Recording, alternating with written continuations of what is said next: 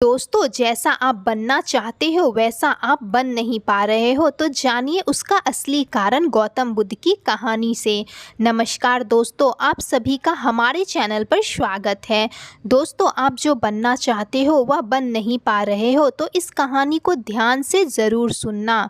दोस्तों, अगर आप इस कहानी को अंत तक ध्यान से सुनते हो तो आपको इस कहानी से कुछ ऐसा सीखने को मिलने वाला है जो आपकी लाइफ में बहुत बड़ा काम आने वाला है। इसलिए इस कहानी को अंत तक अवश्य सुने। लाइफ चेंजिंग गौतम बुद्धा की कहानी। दोस्तों, आज आपके पास जो कुछ भी है इसलिए नहीं है कि आपकी किस्मत में इतना ही लिखा था या फिर किस्मत ही खराब थी, बल्कि वह इसलिए है कि आप इतना ही डिज़र्व करते हो।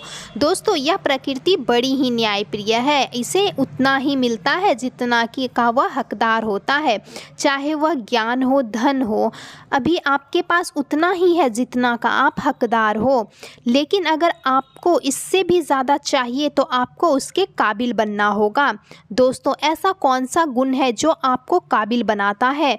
क्या आप उस गुण के बारे में जानना चाहते हैं? अगर आप जानना चाहते हैं तो गौतम बुद्ध की इस कहानी से सीखने को आपको मिलेगा। दोस्तों, इस कहानी को अंत तक ध्यान से ज़रूर सुनिएगा। दोस्तों, एक बार गौतम बुद्ध को एक सभा में भाषण करना था और जब सभा का समय हुआ तो बुद्ध वहां आए और बिना कुछ बोले ही वहां से चले गए। वहां आए हुए राजाओं को यह बात बहुत ही आश्चर्यचकित लगी कि गौतम बुद्ध बिना कुछ बोले वहां से चले गए, लेकिन किसी ने भी गौतम बुद्ध से कोई प्रश्न नहीं किया। दोस्तों, अगले दिन फिर सभा का आयोजन हुआ। दूसरे दिन लोगों की संख्या करीबन घट गई। बुद्ध सभा में आए और इस बार भी उन्होंने कुछ नहीं कहा और बिना कुछ कहे सभा से वापस चले गए। लोग दोबारा चौंके, लेकिन किसी ने भी बुद्ध से कोई सवाल नहीं किया। अगले दिन सभा का आयोजन फिर हुआ। उस दिन सभा में लोगों की संख्या और घट गई। बुद्ध फिर वहां आए और इधर उधर देखकर बिना कुछ बोले सभा से वापस चले गए। उसके बाद कुछ लोग बहुत क्रोधित होने लगे, क्योंकि लोगों ने सारे काम छोड़कर हर रोज़ सभा में आते थे। बुद्ध बिना कुछ कहे चले जाते थे। कई दिनों तक ऐसा ही चलता रहा। बुद्ध आते थे और बिना कुछ कहे चले जाते थे।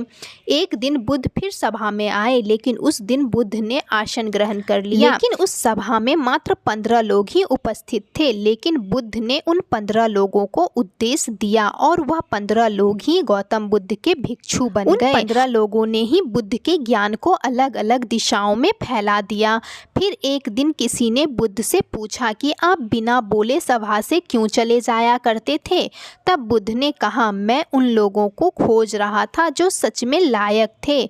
यानी सभा के पहले दिन करीबन 100 से भी ज़्यादा लोग वहाँ उपस्थित थे।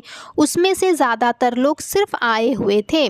उन्हें मेरे उद्देश्य से कोई मतलब नहीं था, वह बस आए थे। और उसमें से ज़्यादातर लोग सिर्फ देखने और सुनने आए थे कि सभा में क्या हो रहा है। मुझे तो उन लोगों की खोज थी जो मेरे ज्ञान को औरों तक पहुंचा सकते थे। कई दिनों तक सभा से बिना बोले मैं इसलिए चला गया कि मैं देखना चाहता था कि वे कौन लोग हैं जिनके भीतर वास्तव में प्यास है। जिन लोगों के भीतर में वास्तव में प्यास थी वे लोग अंत तक जरूर रुके रहे। जो लोग बस ऐसे ही आए थे वे लोग पहले या दूसरे दिन ही वापस चले गए।